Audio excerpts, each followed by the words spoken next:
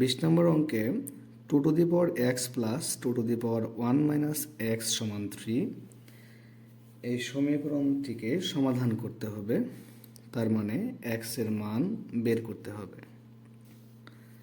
আমরা লিখতে পারি 2 to the power x plus 2 to the power 1 ভাগ 2 টু দি পাওয়ার x সমান 3।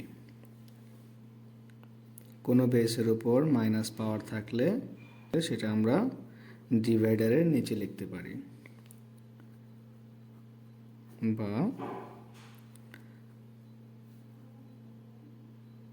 এখানে আমরা লসাগু করতে পারি।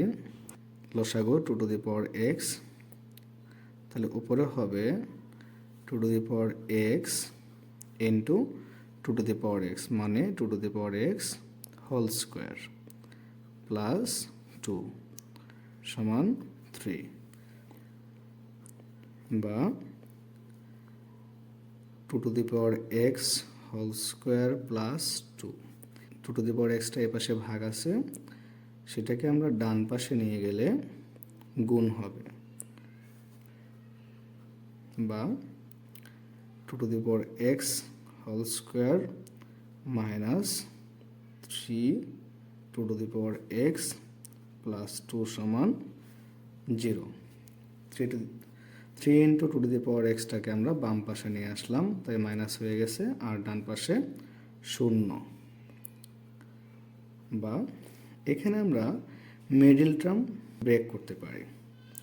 তো আমরা 2কে ভাঙালে 2 একে 2, তাহলে লিখব 2 to the power x minus 2 to the power x plus 2 সমান 0।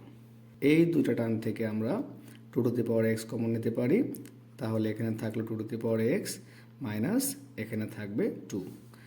এই দুইটা টার্ম থেকে কোনো কিছু কমন যাচ্ছে না, তাই আমরা 1 কমন নিতে পারি। এখানে 2 টু দি পাওয়ার x সামনে মাইনাস থাকায় এই প্লাসটা ভিতরে মাইনাস হয়ে যাবে, আর এখানে থাকবে 2।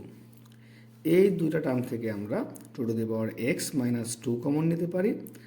এখানে থাকবে 2 to the power x minus এখানে 1। তাহলে হয় এইটা সমান 0, না হয় এইটা সমান 0, অথবা দুইটা সমান 0 হবে। হয় 2 to the power x minus 2 সমান 0, বা 2 টু দি পাওয়ার x সমান 2টা ওই পাশে গেলে প্লাস হবে। 2 এর উপরে 1 আছে, তাই আমরা x ইকুয়াল টু 1 লিখতে পারি, যেহেতু বেস দুইটা সমান।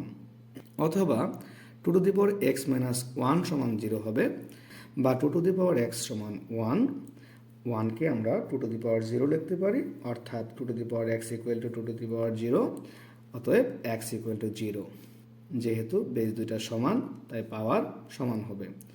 তাহলে নির্ণয়ের সমাধান x ইকুয়াল টু 0, 1। এটাই হচ্ছে আমাদের অ্যান্সার।